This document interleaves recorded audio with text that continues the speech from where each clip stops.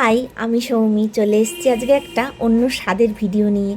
ভাবলাম তোমাদের সাথে একটু শেয়ার করি যে আমি আমার মেকআপের জিনিসগুলো কিভাবে অর্গানাইজলি গুছিয়ে রাখি। এটা আমার আলমারির লকার।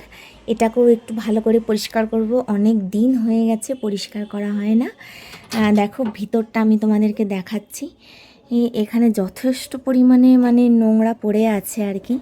আমি পুরোটা তোমাদেরকে দেখাবো যে আমি কিভাবে এটাকে সুন্দর করে পরিষ্কার করে রাখি। আমার সব জিনিস প্রচণ্ড পরিষ্কার আর অর্গানাইজলি গুছিয়ে রাখতে ভীষণ ভালো লাগে। তাই ভাবলাম তোমাদের সাথে একটু শেয়ার করি যে আমি কিভাবে পরিষ্কার করি আর কিভাবে অর্গানাইজলি গুছিয়ে রাখি। চলো তাহলে দেখে নেওয়া যাক। তো ফার্স্টে এখানে আমি ভালো করে একটু কলিং স্প্রে করে দেবো। দেখো এখানে কত ময়লা পড়েছে। আদার্স পুরোটাই এরিয়াটাই আর কি প্রচণ্ড পরিমাণে ধুলো হয়ে গেছে। অনেক অনেক দিন হয়ে গেছে পরিষ্কার করা হয়নি। ভাবলাম এটাকে খুব সুন্দর করে এবার পরিষ্কারটা করে নেওয়া যাক। সুতির একদম একটা কাপড় নিয়ে নিতে হবে, নিয়ে খুব ভালোভাবে এটাকে মুছে নিতে হবে। ময়লা এখান থেকে প্রচুর বেরোবেই, দেখো কেমন ময়লা দেখেছো? এই দেখো কত কত ময়লা বেরোবে এখান থেকে। কারের বাইরেটা তো খুব সুন্দর করে পরিষ্কার করে নিয়েছি, এবার ভেতরটা পরিষ্কার করার পালা।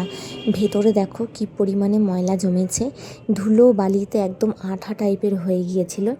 এইখানটায় দেখো কত ময়লা, পুরো ভেতরটা খুব ভালো করে পরিষ্কার করে নিয়েছি কলিং স্প্রে করে। কলিং দিলে কিন্তু খুব সুন্দরভাবে স্প্রেটা হয়ে যায়। আর তারপরে এই যে প্রোডাক্টগুলো দেখছো এগুলোও কিন্তু মুছে মুছে আমি রাখছিলাম। আর এই সুতির কাপড়ের মধ্যে একটু কলিং স্প্রে করে নিয়েছি। আসলে এই জিনিসগুলো অনেক দিন ধরে ভেতরে ছিল, এবার মেকআপ করার সময় ইউজ তো করা হয়, এবার ঠিক মতন যে অর্গানাইজলি রাখবো সেটা তো আর করা হয় না, যেরকম সেরকমভাবে রেখে দিই। দিয়ে এইবার তারপরে হচ্ছে এখন কোনো কিছু খুঁজে পেতে একটু অসুবিধা হচ্ছিল। এই দেখো আমার কাছে কত ধরনের আইশ্যাডো জমে গেছে। আর মেবলিন সুপার স্টের এই ফাউন্ডেশনটা কিন্তু খুব প্রিয় আমার। কত ক্লিপ রয়েছে আমার কাছে, যেখানেই যাই এরকম ধরনের ছোটো ছোটো ক্লিপ আমি কালেক্ট করতে খুব পছন্দ করি। আর কিছু স্কিন কেয়ারের জিনিস, কিছু হেয়ার কেয়ার, আর বেশিরভাগ মেকআপই আছে। এই ব্রাশগুলো আছে, এই ব্রাশগুলো আমি অর্গানাইজলিভাবেই রাখি, আমার ভালো লাগে।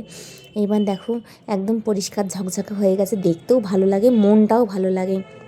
ব্যাগের চেনটা একদম নষ্ট হয়ে গেছে, ব্যাগটা বদলাতে হবে।